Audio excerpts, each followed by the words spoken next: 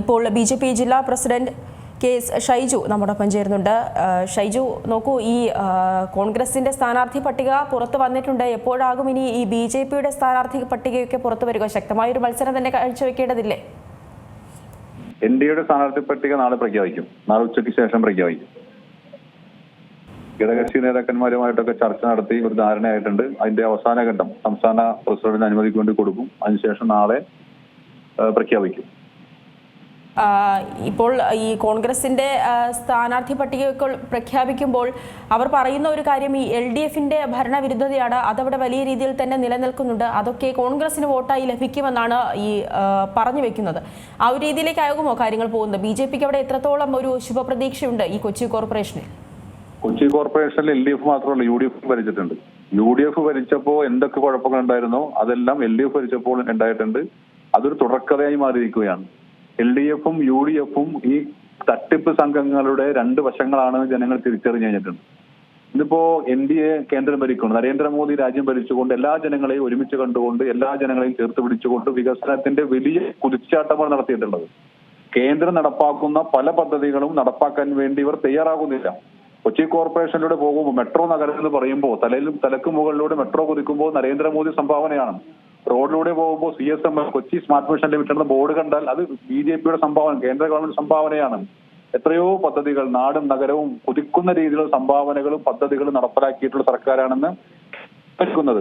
അപ്പോൾ ജനങ്ങൾ, കൊച്ചി കോർപ്പറേഷനിലെ എറണാകുളത്തെ ജനങ്ങൾ ആഗ്രഹിക്കുന്നത് കേന്ദ്ര ഗവൺമെന്റിനോടൊപ്പം നിൽക്കുന്ന ആ ഒരു ജനപ്രതിനിധികളാണ് കോർപ്പറേഷൻ ഭരിക്കേണ്ടത്, പഞ്ചായത്ത് ഭരിക്കേണ്ടതെന്ന് ജനങ്ങൾ ആഗ്രഹിക്കുന്നു.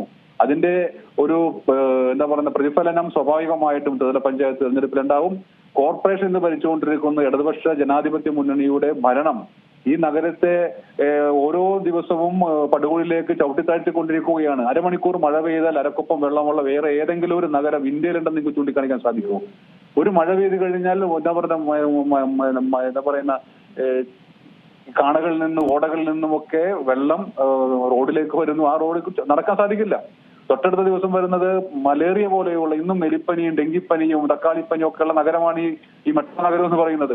പകർച്ചവ്യാധികൾ പടർന്നു പന്തലിച്ചുകൊണ്ട് നിൽക്കുന്ന ഒരു പ്രദേശമാണ്. കൊതുകിന്റെ ഈ ശല്യം എത്രയോ വർഷങ്ങളായി, 10-60 വർഷമായിട്ട് കൊതുകിന്റെ ആ ശല്യം കൊണ്ട് ദുരന്തം അനുഭവിക്കുന്ന ജനതയിൽ കൊച്ചി കോർപ്പറേഷനിൽ ചുറ്റിനും വെള്ളമാണ്.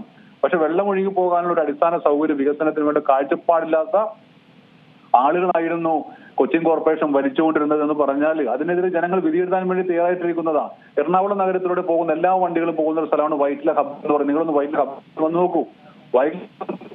കുഴിയും അതായത് ചതുപ്പ് നിലമായിട്ട് കിടക്കുകയാണ്. ചതുപ്പായി കിടക്കുന്ന ഒരു പ്രദേശമായി വൈറ്റില ഹബിനെ മാറ്റിയിരിക്കുന്നു. അഭിമാന സ്തംഭമാണ് എന്നൊക്കെ പറഞ്ഞ് പ്രഖ്യാപിച്ചുകൊണ്ട് വൈറ്റില ഹബിലെ എല്ലാ ഈ എറണാകുളം നഗരത്തിന്റെ ഹൃദയഭാഗത്ത് സ്ഥിതി ചെയ്യുന്ന ഒരു വൈറ്റില ഹബ് എന്നൊക്കെ പറഞ്ഞ് വലിയ പ്രഖ്യാപനം നടത്തി കൊണ്ടുവന്ന വൈറ്റില ഹബ് ഇന്നിപ്പോ അഴിമതി കൊണ്ട് അവിടെ കയറാൻ പറ്റാത്ത ബസ്സുകളിലും ആളുകൾക്കും അവിടെ കയറാൻ പറ്റാത്ത രീതിയിൽ കന്നുകാലികൾ കയറിയിറങ്ങുന്ന രീതിയിൽ അത്രയും അധപ്പതിച്ച ഒരു പ്രദേശമായി ഈ വൈറ്റില ഹബ് മാറിയിരിക്കുകയാണ്. നമുക്കറിയാലോ, പാലാരിവട്ടത്ത് ഒരു പാലം പൊളിച്ചു കളഞ്ഞത് എറണാകുളത്താണ്.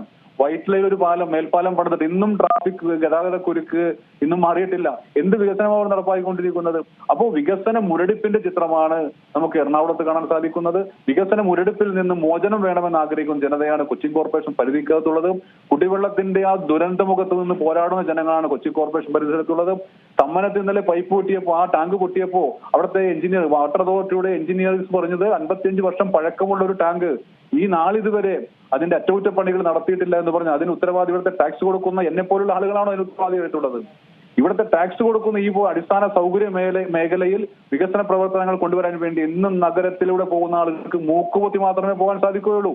ഇവിടുത്തെ ട്രീറ്റ്മെന്റ് പ്ലാന്റുകൾ, ഇവിടുത്തെ വേസ്റ്റ് മാനേജ്മെന്റ്, അത് ആരാ ഇത് നടപ്പാക്കേണ്ട? പ്രാദേശിക ഭരണകൂടമല്ലേ? ശുദ്ധമായ വായു, വെള്ളം, സഞ്ചാര സ്വാതന്ത്ര്യം ഇതൊക്കെ അനുഭവിക്കാൻ ഞങ്ങൾക്ക് അവകാശമില്ല എന്ന് ഈ ഇടതുപക്ഷവും വലതുപക്ഷവും പ്രഖ്യാപിച്ചാൽ തെരഞ്ഞെടുപ്പ് വരുമ്പോൾ അതിനെ പ്രതിഷേധിക്കാൻ തയ്യാറെടുത്തിരിക്കുന്ന ഒരു ജനങ്ങളുടെ പ്രതികരണമാണ് ഈ വരുന്ന തെരഞ്ഞെടുപ്പിൽ കാണാൻ പോകുന്നത്. വലിയ മുന്നേറ്റത്തോടുകൂടി NDA കൊച്ചിൻ കോർപ്പറേഷനിൽ ഭരണം പിടിക്കാൻ പോകുന്ന ഒരു സാഹചര്യമാണ് ഉണ്ടാവാൻ പോകുന്നത്. ശരി, വളരെയധികം നന്ദി ശ്രീ KS ഷൈജു പ്രതികരിച്ചതിന്. ഏറ്റവും പുതിയ വാർത്തകളും വിശേഷങ്ങളും വിരൽ തുമ്പിലറിയാൻ Zee മലയാളം ന്യൂസ് എല്ലാ ഡിജിറ്റൽ പ്ലാറ്റ്ഫോമുകളിലും ലഭ്യം.